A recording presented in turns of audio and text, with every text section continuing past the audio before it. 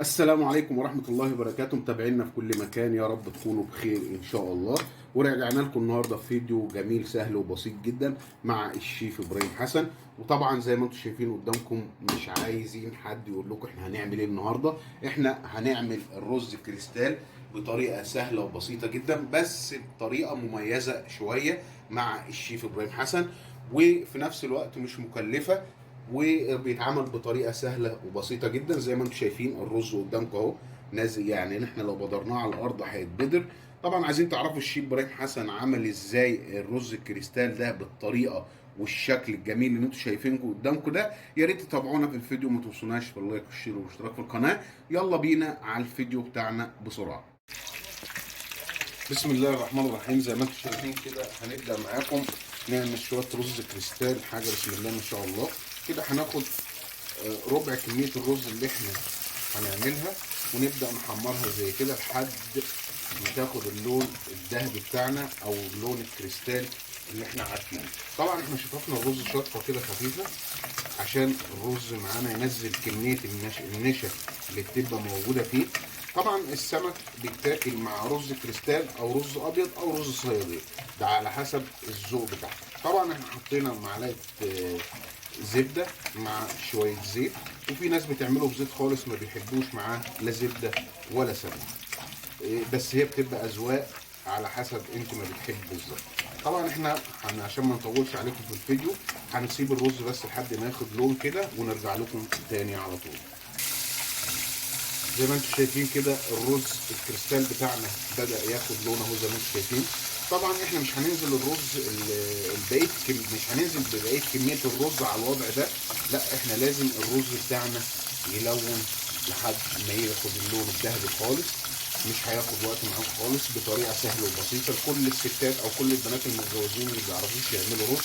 هو ده هو مجرد اسم، هو بيبقى شويه رز محمرين ننزل عليهم ببقيه كميه الرز بتاعتنا، وهو عشان كده سمي برز الكريستال.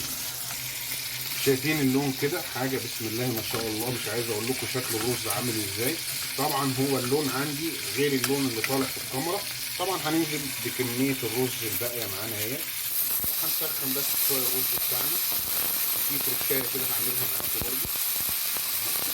كده نقلب الرز خلاص، الرز معانا سخن خالص اهو، طعمه جميل جدا والشكل مختلف كمان عن الرز الابيض اهو. هنبدا نبهر الرز ونكبر الرز معاكم على طول، لان كده كده الزيت معانا سخن والرز معانا سخن، كل حاجه سخنه. بصلايه برده معانا تدي تيست اهي مع شويه الرز دول. جربوا البصلايه دي زي ما بقول لكم كده بالظبط، هتحسوا بفرق جامد غير الرز اللي انتوا بتعملوه.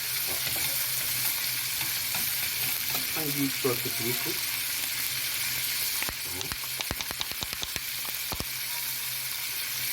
وشويه ملح، بس ازيد من كده مفيش.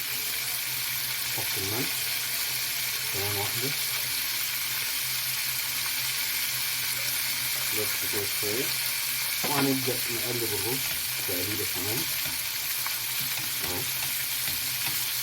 بسم الله، اللهم صل على النبي اهو. حاجه بسم الله ما شاء الله، كميه بسيطه وشكل جديد وطعم احلى. مش هقول لك رز الكريستال بيتاكل مع السمك، لا بيتاكل مع اي حاجه اهو. نحط الميه بتاعتنا الجميله بسم الله اهو.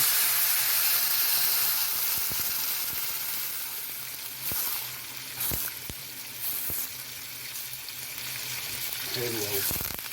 استنى بس يغلي 5 دقايق، وبعد كده توطي عليه لمده 15 دقيقه، خلاص الرز معاك استوى.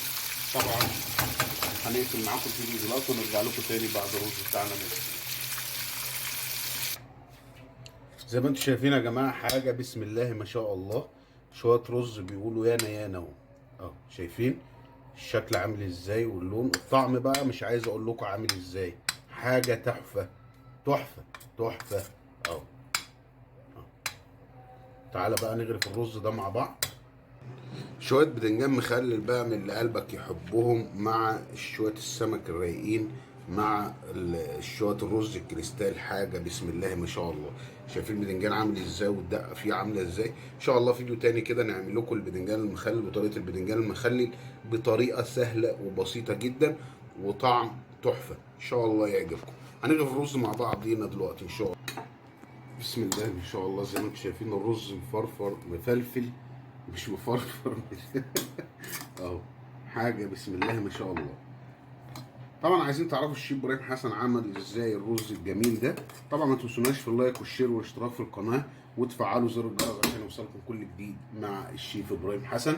والسلام عليكم ورحمه الله وبركاته، في لقاء اخر ان شاء الله.